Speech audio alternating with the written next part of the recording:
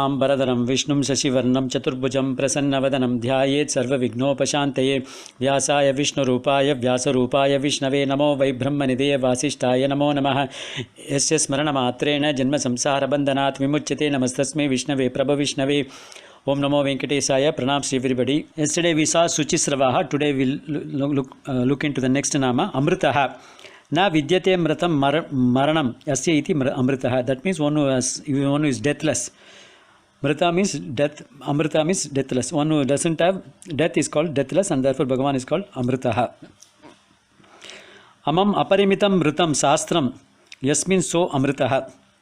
One who has got innumerable, limitless shastras and then literatures that are being created by him, and therefore he is called amṛtaḥ. That means the amrita, other meaning is also limitless. One has got the limitless various types of literature that is created for the benefit of this universe, and therefore he is called as amṛtaḥ.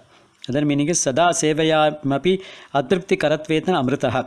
That means however much people go and enjoy the Bhagavan's the various archavataram and other temples, still you don't feel completely satisfied. Best example is Tirumala. Tirumala, you go there, then you go with a lot of mental preparation, saying that when I should go into the middle row, not on the sideways, so that people don't push me out and all those things. But the moment you go into, let's say, this into the sanctum sanctorum, you just look at Garuda Bhagavan, and then you start turn your head left and then go into Bhagavan Srinivasa. Immediately you are taken over by his Akarshana Sakti. Whatever you are thinking of, I should ask these things before Bhagavan, everything completely goes completely, evaporates like in a flash of a second. Then the moment you go there, you just see him, then immediately you come out, you are asked to, move away, and therefore then immediately you don't even remember what you have seen or something like that. So supposing if you had the chance, Bhagavan says, I'll give you a chance, you can have half an hour darshan with me. Sometimes it happens to us also, and so once I had an opportunity to witness for about half an hour. But in spite of that, having had this half an hour of darshan, still you don't feel satisfied. No, okay, I should have stayed few more times, just to enjoy the anandam, because that is the bliss or anandam. Once you are into the anandam, you never would like to, get satisfied with that, and therefore he is called as amṛtaḥ. That is why amrita in Tamil means amudam. In fact, that is why Kumbakonam Sarangapani is called Ara Amudan. Amudam means the bliss, amritam. That means the, what do you call this, amritam, amudam. Ara Amudam means you are not satisfied. Ara means I'm completely satisfied. Once you had a darshan, yes, I'm happy, I'm satisfied, I come back. It's not like he's not that kind of a person. He's providing him, the enjoyment, bliss again and again and continuously.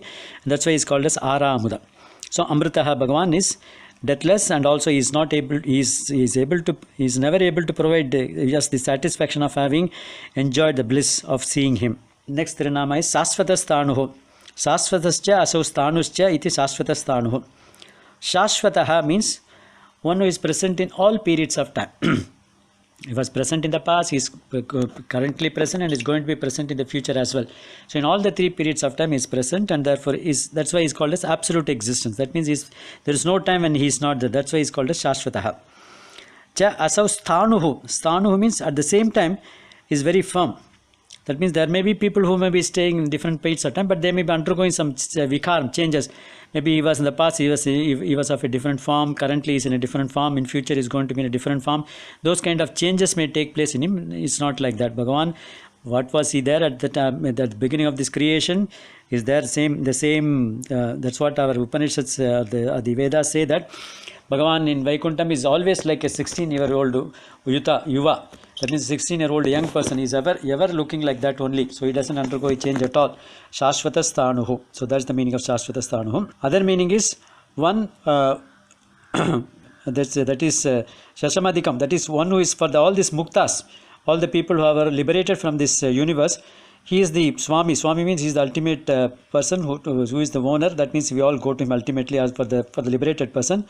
And he is the person to whom all this ultimately person go and then stay firm with him, and therefore he is called as śāśvatasthāṇur. Varāroho. Varam arohanam yasmin niti varāroho. Aroha means moving up. So now you have this in the temples, you have this, what you call this, Brahmotsam. At the time of performing the Brahmotsam, they have what they call as Dvajarohanam. Dvaja means flag. Arohana means hoisting, flag hoisting. On the first day, they will raise the flag on the on the flag mast, on the Dvajastambam, indicating that the Brahmotsavam has commenced. And finally, when all the Brahmotsavam is over, they will have the Dvaja Avarohanam. Avarohanam means bringing down the flag. So that is Avarohanam. Arohanam means going up. So the path of Bhagavan reaching is always moving up, going up. And the best of all this path is Bhagavan himself. So Bhagavan, supposing if you surrender him to me and say you are the means, instead of taking our own efforts of taking the various means of reaching him, supposing if you surrender to the Bhagavan, saying that you are the means, Bhagavan then takes over. He is the means also, and he is able to lift us up right up to him, and therefore he is called as varāroho. Other meaning is vara aroho vahanam ankam va yasiti varāroho. One means one who is able to ride on this great vahanas, that is like Garuda Vahana, Gaja Vahana, all those things Bhagavan is able to go on in various utsavams, and therefore is called as varāroha. Other meaning is varam utkrishtam arohanam swaprapti asiti. Among all the other meaning is, among all the paths that you want to pursue in the progress, the best path is to reach Bhagavan himself. That is the ultimate goal, ultimate path that everybody should follow, and therefore he is called as varāroha. Mahātapāha mahatsrujya vishayam tapo jnanam asya iti mahātapāha.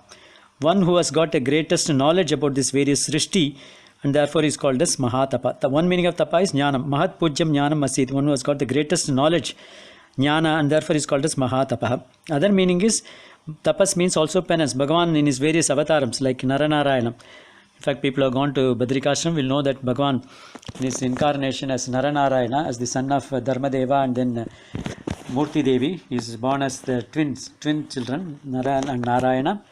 And then he is still doing tapas in this Badrikashramam. They said that till the end of this Kaliyugam, Bhagavan is performing tapas in this Himalayan region. So he is mahātapāha. Similarly, Bhagavan in his incarnation as Kapila Vasudeva, when he was born as Kartama Prajapati and Devahuti, as their son, as Kapila, after the 9 daughters, Bhagavan says, I will be born as your own son. And then he was born as Kapila Vasudeva. And he taught his mother about the Sankhya Yoga as well as the Bhakti Yoga. And then finally went to the northeastern region, somewhere near Assam. And is said to be doing penance even today. So Bhagavan has showed the people how to perform various tapas, and therefore he is the greatest tapasvi, and therefore he is called as mahātapāha. Next sloka. Sarvagas sarva vidbhānur vishvakseno janardhanah vedo veda vidavyango vedango veda vidkavihi. Sarvagaha sarvatra gacchati iti sarvagaha. That means one who can go anywhere. Gacchati means to go. One who can go anywhere. He can go anywhere because he is already there. He is present as Vyapitum. That means he is already present there. There is no need to go take any efforts to go to any place. All he has got to do is just to manifest himself. Similarly, when this Prahlāda said that yes, Bhagavan is here. Yes, he is there. Bhagavan doesn't have to take the effort of coming from Sri Vaikuntham. He was already there in that particular pillar, and therefore when he pointed out this pillar, he just manifested from that pillar as the Antaryami, and therefore sarvagaha. Karanatvena vyapitvatva sarvat. That means one who is ever present, and therefore is called as sarvagaha. Sarvam janati sarvagaha. That means one who knows everything, and therefore is called as sarvagaha. Sarvavit. Sarvam veti vindata iti sarvavit. That means one who knows everything. One who knows everything in this one, because the entire source of knowledge comes from Bhagavan himself. So we have that in the Palashruti. We have the famous sloka, Yogo Jnanam Tada Sankyam Vidya Shilpadi Karmacha Veda Sastrana Vijnanam Etat Sarvam Janardhanat. All these branches of knowledge came from Bhagavan. So Bhagavan is the author of all this knowledge, and therefore he knows everything else and everything, and therefore he is called as Sarvavit. Attaining back whatever is the Srishti as such, and therefore he is called as Sarvavit. Let's see the other nama from tomorrow. Om Namo Venkatesaya.